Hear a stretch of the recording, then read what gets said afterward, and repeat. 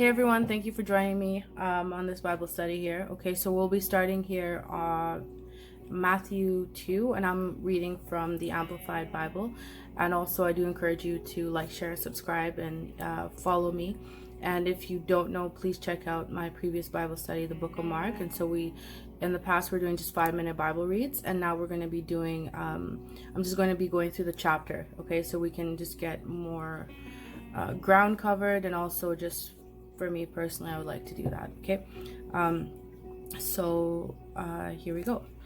So after Jesus was born in Bethlehem in Judea during the time of King Herod, Magi from the east, let me see here, so our wise men from the east, came to Jerusalem and asked, "Where is the one who has been born King of the Jews?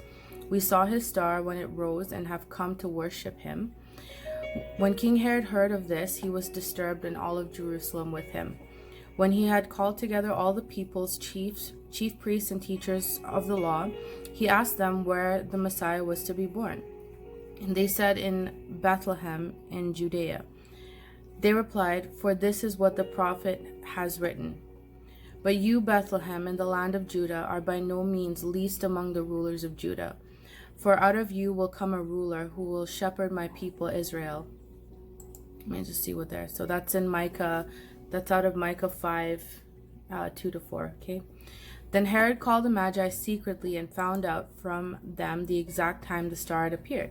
He sent them to Bethlehem and said, "Go and search carefully for the child. As soon as you find him, report to me so that I too may go and worship him." Okay. Lies. Okay. After they had heard the king, they went on their way, and the star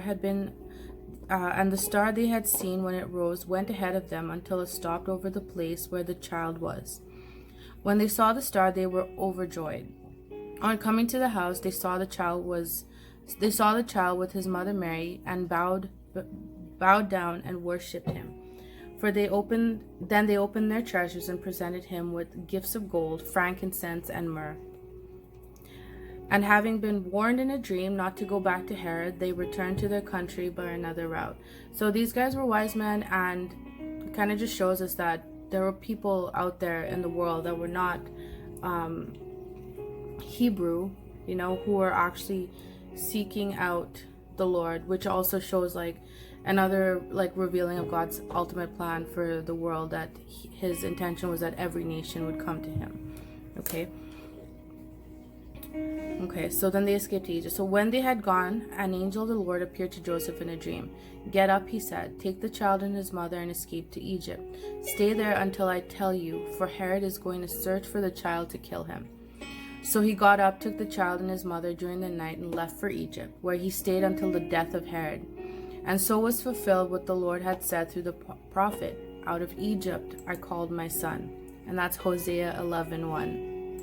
When Herod realized that he had been outwitted by the Magi, he was furious, and he gave orders to kill all the boys in Bethlehem and its vicinity who were 2 years old and under, in accordance with the time he had learned from the Magi.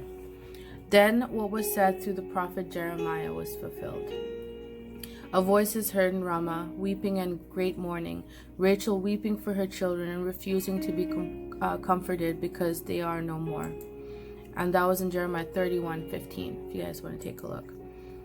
So, and after Herod died, an angel of the Lord appeared in a dream to Joseph in Egypt and said, "Get up, take the child and his mother, and go to the land of Israel, for those who are trying to take the child's life are dead."